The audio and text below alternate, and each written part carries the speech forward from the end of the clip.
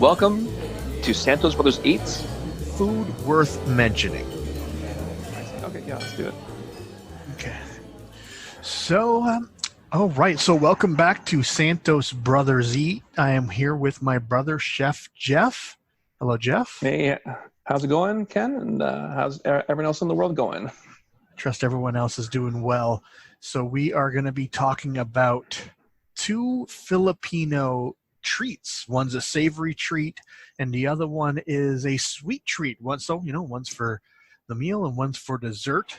And Jeff recently made them kind of, I would say, healthy versions. And so these treats aren't known to be healthy, but this one, I wouldn't say that the way you made it is necessarily healthy, but certainly healthier. Healthier in a bit, and also a bit more time saving, and from what I've been reading online, a bit safer, and also from personal experience. The first one I made was called lechon, or lechon kawali. And Ken, if you want to explain more about that.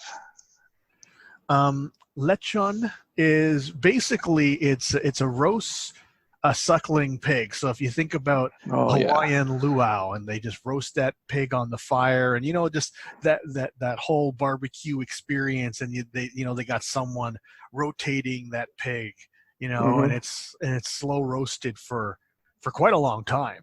I don't know how long it takes, and there's different techniques. Whether I think there's a technique where you actually bury the pig with a bunch of coal. I think that's one of the techniques. And I guess if you did it at home, you could deep fry it, or you could just stick it in the oven, I suppose. Yeah. Well, not the whole pig. You could possibly deep fry a whole pig, depending on how big your receptacle for deep fried frying is. But most lechon kawali is just the pork belly, and that is boiled first to make sure the meat is cooked. And then it's deep fried to get what's known as crackling, or the perfect pig skin. And we all love a nice crackling pig skin, don't we, Ken? Oh, yeah. I just think, a lot of people, they like pork rinds. I think pork rinds is pig skin that's deep fried. Yeah. And so if you like pork rinds, this is kind of like that pig skin. And then there's that, of course, there's some adipose tissue. There's some fat there. And then some just beautiful, beautiful meat. That's just... never too dry, and it's always tasty. And so I love how you put a nursing spin on that. I always tell my friends that I went into culinary school and you went to nursing school, but in some way we both work with some sort of meat. So that's funny. And I love how you brought that back together. Oh, that's funny. What did I say that made it sound nursing? Adipose tissue? Oh, is that what I said? Yeah, okay, that'll do it. That'll do it. See, even because it's ingrained in your head, you right away, said, "Oh, adipose tissue." So for myself and anyone who's not in nursing or medical, what does that mean? Adipose tissue is a fat layer. That's what adipose tissue is. So. Okay. Yeah. So that's it perfectly. Yes. Okay, and so I do want to clarify something, because maybe you don't understand this, Jeff. So lechon, there's a difference between lechon and lechon kawali. Did you know that? Okay. I think I do, but why don't you explain it just so we know? All right. And then, you know what? Some real Filipinos, all right, because I don't even speak the language, right? But some real Filipinos are going to listen to this and say, Kenny's wrong too. But this is the way I understand it. Is lechon is more umbrella of the cooked pig. It is cooked a certain way, right? But lechon, meaning it's roasted and or deep fried or even kawali. And kawali means it's deep fried in a pan, like stovetop. Okay. Or maybe even a wok. That's kawali. So if you cook it on the fire, that's not lechon kawali. That's just lechon. Lechon.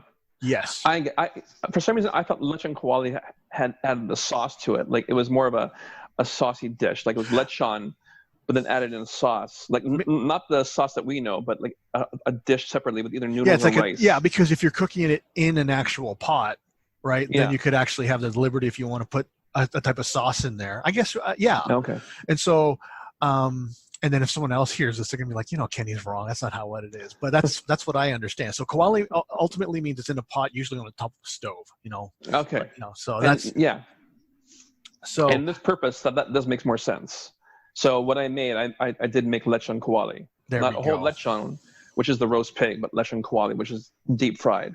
And before we how did you even make it? All right. So I think I mentioned this in our first podcast, but I got a Tefal Active Fry, or an air fryer, and I used it to make lechon kawali.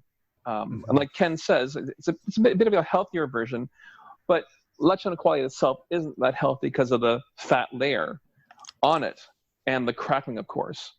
But what I find interesting is that what are they called? We just mentioned it, the snack. Pork rinds. Yeah, pork rinds are gluten-free and they're part of a keto diet. And it's like, usually when I think of a nice snack food, you usually don't go to pork rinds. But if you're doing keto and gluten-free, then they're the perfect diet, the perfect snack food for you. Yeah, I suppose so. Yeah, let's do it. Yeah, I suppose so. Yeah.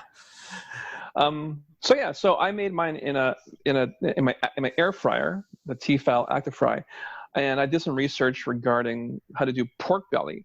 One thing I did recognize, or did find out, is that if you are buying pork belly for this type of recipe, like for Asian recipe for roast pork, it's always best to go to an Asian market.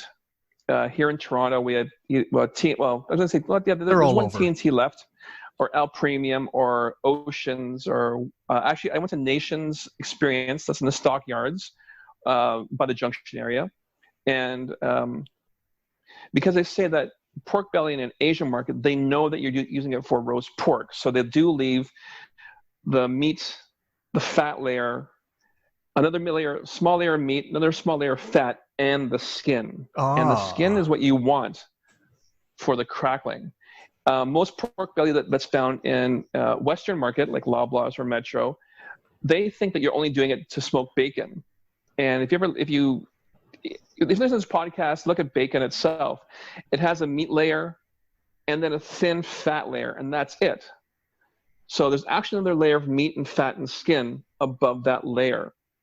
So maybe there are some markets, Western markets, that if you ask that you're making roast pork, they will have pork belly. Like if they butcher shop, I'm almost sure that they will have the proper pork belly you need. But if you just go to the meat counter and look for pork belly, most times the Western markets are thinking that you're making it for the smoke for bacon itself. That is enlightening, actually. That's good to know. That's a Chef Jeff food hack right there. If you want to make exactly right Asian style, you got to go to an Asian market. You might think it's good enough to go to, a No Frills or a Loblaws or something like that.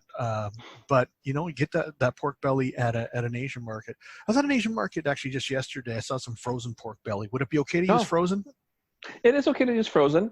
Okay. Actually, most times it is frozen anyway. They just put it out just for a bit and do market fresh, but it is frozen most times. And it's also easier for them to cut it when it's partially frozen as well. That makes sense. Yeah. So roast pork belly, usually it comes with a sauce called mang tomas, and I really don't even know what it's made out of. Isn't it the pork liver? I'm always sure. I remember Dad saying it's the pork liver. Yeah, but there's spices. A bunch of sugar in there too. Yeah, well, Filipino. We always like a bit more sweeter than that. Yeah, there's a bunch of sugar and there's a bunch of spices and salt. But you were saying? Exactly right. So the process that I did, so usually the process from what I've been reading is you boil the pork belly for about an hour and a half or so, just to get the meat done, like cooked. And then you would slice it how you want, and then deep fat fry it to get the rest of the fat and the skin nice and crackling. That sounds good already. That sounds so good. It does right away. That sounds good. Yeah. If you ever deep fat fried, you know that you don't want any moisture in a hot oil, because as we all know, oil and water don't mix, and there'd be splattering everywhere. Yeah. So in an active fryer, it's a bit more safe. So the process that I did, I followed the instructions I found various websites online. You get a shallow pan of water, a lot of salt and sugar, again, Filipino way. Put the pork belly skin side down in a flat pan with the salt and sugar. Bring it to a boil for about 20 minutes only, 20 to 30 minutes, okay? After that's done, let it cool, and then get an oven, a wire rack You're gonna put the pork belly back on the skin side up now on the wire rack, and then you're gonna put it in the fridge to let the skin dry out a bit, and then take rock salt. Don't use ionized salt, just which is table salt, as they say, like a good rock or sea salt. Spread it all over the pork belly. Maybe if you want, maybe a bit of vinegar as well, just to add some moisture to that. Wait for about 20 minutes and do the same process again. After that, then you can put it in the fridge for about 24 hours or 12 hours. Overnight is best. It is a whole process, but trust me, it is worth it. So after that, you get your air fryer ready. So I let it preheat for a bit. And an air fryer, it's much better than an oven. Like it preheats within 2 minutes. One thing I forgot too is that in one recipe, it said for you to season the cooked meat before putting in the fat fryer, the active fry, with 5-spice powder. What 5-spice powder is, it's a mixture of Asian spices, hence the name 5-spice powder. And I'm looking online right now, and the most common ones are star anise or aniseed, cloves, Chinese cinnamon or just regular cinnamon, Szechuan peppercorns or regular pepper, and fennel seeds. I didn't have 5-spice powder at the time, but I did luckily have cloves, cinnamon, and I found some ground ginger as well. So I made my own sort of spice mix with what I had. And then I left one piece. I just put a bit extra salt on the other piece. And basically put my pieces of pork belly that's been processed already. And within 20 minutes, the skin was already bubbling. You can see the nice effect. I put it in for another 10 minutes, looked at it again. And they say with anything that comes out of the oven, any meats, so chicken, steak, or beef, always let it rest. So what's happening is, and if you're cutting to the meat right away after coming out of the oven, and it looks juicy, and you're like, oh, that's so juicy, that's all the juice is coming out right away.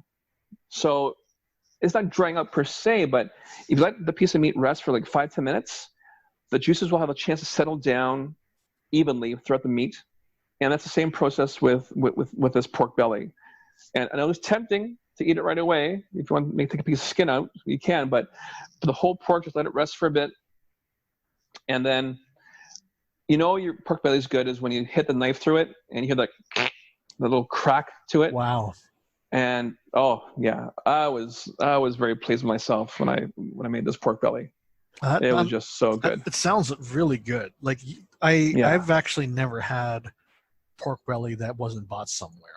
Like I don't know if I've had it that was made at someone's home, now that I think of it. Well, I'm sure most of the parties that we'd go to when we were young, or even now, that the pork belly they get is probably, they already bought it somewhere. Yeah, they got it somewhere. And so, yeah. And by the way, like if someone just wanted to buy this, where would they go? Like cooked pork belly? Or, cooked lechon, cooked lechon. I'm pretty sure. Yeah, if you go to any Chinese restaurant or like Chinese market, like I said, Nations or TNT or not Al Prima, but most Chinese markets, they may or may not have a hot food counter. Mm-hmm. It's the ones that you'll see the whole roast pig or ducks or chickens like hanging. The whole roast pig, that is roast pork, and it may not have the same texture skin that we're talking about, but it has something very similar. That's like roast pig or lechon. And I guess kawali. FV Foods, I was there. They did have pieces of lechon kawali. So you get it at FV. That's a Filipino food store. Exactly right. But even if you want, you can get this, all over Chinatown, I'm sure. Oh, yeah. Yeah, I'm sure you can. Yeah, you go into like some Chinese restaurant or into Chinatown, and you see like roast pig hanging in the window with its head still on, and you might think you get a turn off. Just try some. Go in there and try some. You won't regret it. Now, this process, like if someone doesn't have an air fryer, is the process the same all the way? Like you still do the overnight fridge stuff and all that? Yeah. Actually, I did find when I was researching about the air fryer, there is also an oven method to do it the same way. But if I remember correctly, you boil the pork for a bit longer. Okay. And then what you do, you actually have the oven at 400 degrees, and it's called, and then you put the pork belly in again, skin side up, for about 20 minutes, and then you lower it down. So the high heat of the high oven will crisp the skin up, like right away, and then it'll lower it down for another 20 minutes. So we'll, just make sure the rest of the meat is cooked and warmed up in the middle. Nice. Yeah. So just look online for, either air fryer or oven roasted pork belly or lechon, and you'll find a lot of recipes there. Yeah. And if you have a deep fryer, you're welcome to do it that way. It's a little messier. And if you just want to buy it, it's not the Filipino style, but you can certainly get it at Chinatown or if you want a Filipino style, you go to like a place like FV Foods. And so exactly right.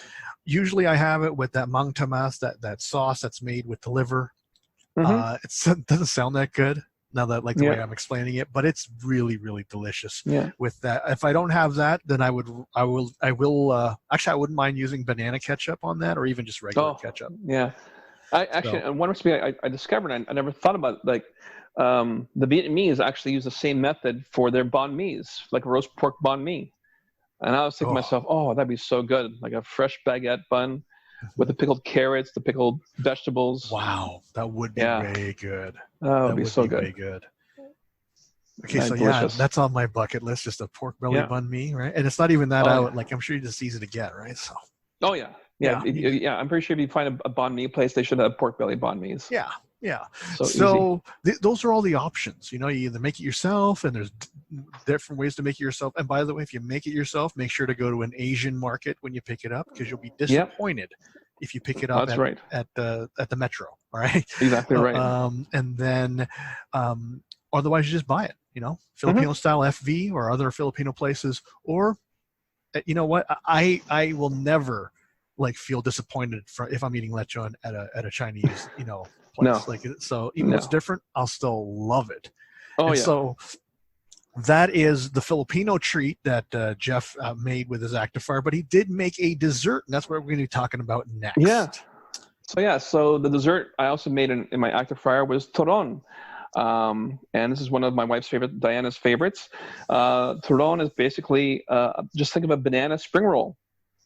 It's in the Philippines, they use what's known as saba bananas. Ken, is that right? Or just a small baby banana? I don't know. Okay, I think it's saba. And actually, I saw those bananas at Nations when I was shopping as well. I was like, but I had a lot of bananas at home, so I didn't bother buying those proper bananas. And also as well, if you do have jackfruit, you could add some jackfruit in there. Jackfruit is how to explain it? It's a huge fruit. Maybe we'll put a picture or a link to what a jackfruit looks like included in the banana. Just give it a bit more texture to it. And then some brown sugar rolled up in a spring roll wrapper. And again, it's usually deep fat fried or a shallow fry. But because I had the Actifry out already, and there were a lot of recipes on how to do banana roll or turon in the Actifryer, I just followed the directions, and again, it was a bit healthier than using a deep fat fryer. So it's simple to make. And I just added some caramel sauce, and we had it with ice cream. Nice. And yeah, it was delicious. Yeah, a warm turon with ice cream is good. Like that does taste good. And if you've ever been to I don't know, there's many cultures that just fry bananas for dessert. Especially in South America. Like whenever I go to a Brazilian barbecue, I always look forward to the fried bananas afterwards. Right. So, this is very similar, except the biggest difference is that there's a wrapping on it. Is a wrapping, is it rice? What is that made out of, Jeff? They use just a regular spring roll wrapper. So what is that? Is that rice or what is it? No, that's a flour wrapper. The flour wrapper. Okay, yeah. Yeah, so, flour wrapper. Like I mentioned before, Diana is not lactose, but gluten tolerant. So I've been trying to find some gluten-free spring roll wrappers. I know they're out there, I just haven't found any yet. But what would happen if you used a rice one? They're a bit different. Well, if the rice wrapper you're talking about, they're dry, but you have to soak in water. Oh, they soak those, eh? They soak those. Oh, okay, so that'd be hard. They soak those, yeah. Yeah, because you don't want to. It's hard to deep fry something that is wet. So that's so that'd be weird. Okay, I'm just wondering about that. Got to look around and figure out that. But otherwise, so compared to the lechon or pork belly, this is very easy. Just basically a spring wrapper. Inside you put banana, and if you have jackfruit, some jackfruit in there, some brown sugar. If you want to add maybe cinnamon or ginger to give it a bit more zing to it, add it in there. Roll it. Look online for how to roll a turon or a spring roll, and then put in your active fry. I sprayed a little cooking spray on there as well, and then within about 10 minutes, it was done. Nice. And like I said, because I was already using the active fry for the pork belly, I said, might as well continue using it. And there we go. We had our main entree and dessert all done in the same pot, basically. That sounds great. Yeah. Sounds great. And then you had it with ice cream. And just think, we've all had a banana split before, but think of a banana split, but instead the banana is warm and gooey and fried. I mean, just thinking about that is so incredible. It seems like a lot more fun that way. So, and tastier. So, what kind of ice cream was it? We actually had a salted caramel ice cream. Oh, nice. It was Haagen-Dazs. Yeah, so I guess it has to be the right type of ice cream for like the fried banana. Like I get thrown off. Well, it was like a. Yeah, if it's mint chip or tiger tail, that would be good. It's kind of a bubble gum, or it's just weird, right? Yeah, you get like a nice salted caramel, or even just a really high quality vanilla, like with a big. Oh, that's good. And so that one's super simple. And if someone doesn't want to make turon, where could they get it?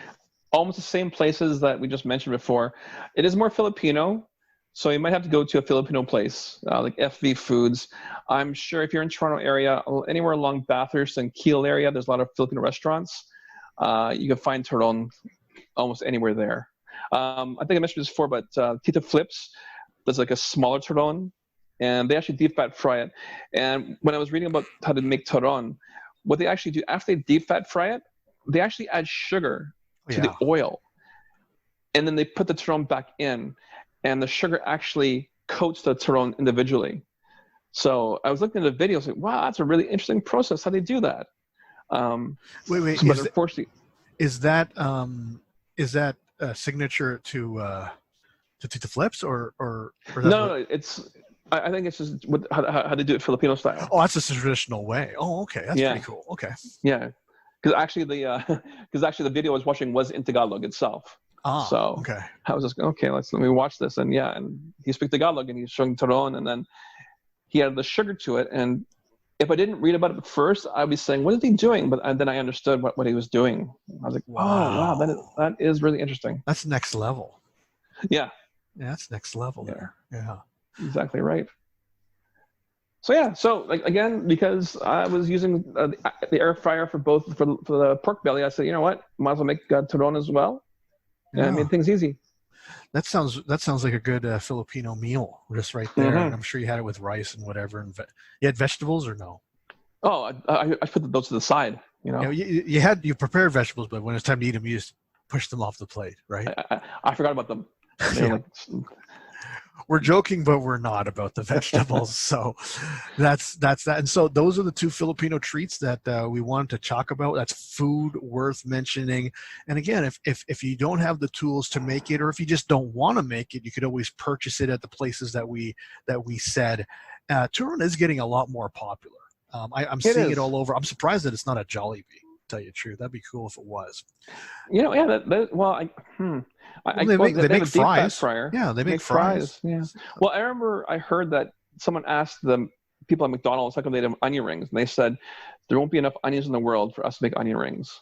Wow. Which I find weird because they use it on potatoes though. So, but I don't know. They're just saying it to say it. But yeah, I'm surprised that Jollibee doesn't make turon. That'd be great. Did they make it in the Philippines? I don't think they do they? No, I don't remember at all if turon is in Jollibee in the Philippines. I don't know. Okay.